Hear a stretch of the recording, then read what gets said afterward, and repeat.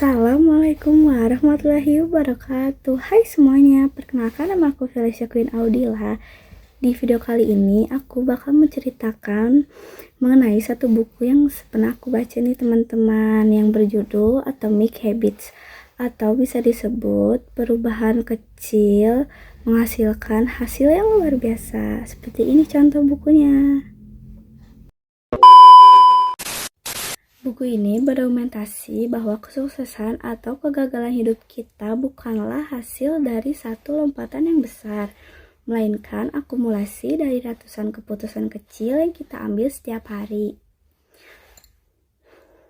James Clear menegaskan bahwa sistem jauh lebih penting daripada target. Target hanya menentukan arah yang ingin dituju. Sementara sistem adalah mesin yang membawa kita untuk ke sana. Untuk mengubah hidup kita secara permanen, kita harus mengubah identitas kita terlebih dahulu, bukan menjadi siapa, bukan fokus pada hasilnya. Seringkali kita gagal membangun kebiasaan baik atau terjebak dalam kebiasaan buruk karena cara yang kita gunakan salah. Berdasarkan buku yang saya baca, ada 4 cara membangun kebiasaan baik saat kita malas atau sulit memulai. 1. Buat petunjuknya dengan jelas, make it obvious. Jangan biarkan rencana Anda mengembang. Gunakan rumus habit stacking, gantungkan kebiasaan baru di atas kebiasaan lama. 2. Gunakan aturan 2 menit, the 2 minutes rule. Atasi rasa malas dengan menyederhanakan kebiasaan hingga bisa selesai dalam 2 menit. Jangan berpikir tentang bebannya, bangun dulu rutinitasnya.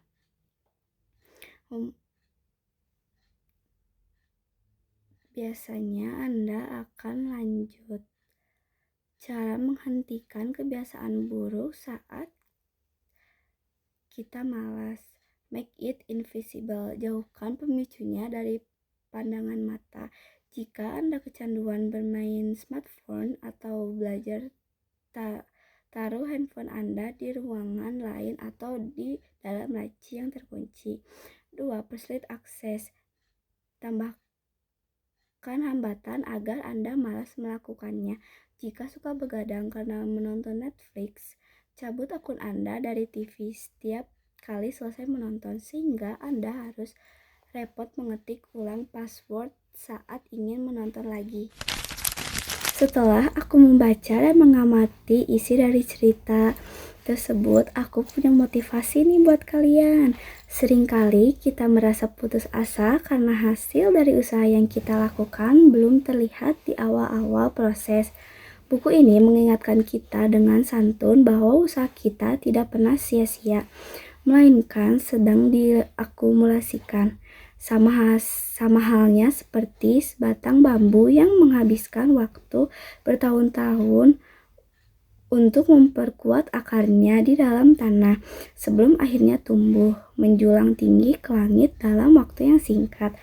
Mari kita hargai setiap proses kecil yang kita lakukan hari ini, karena langkah kecil yang konsisten akan membawa kita menuju perubahan yang luar biasa di masa depan.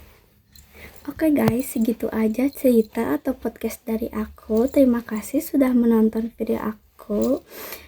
Bye bye semuanya. Assalamualaikum warahmatullahi wabarakatuh. Jadi jangan takut untuk berubah.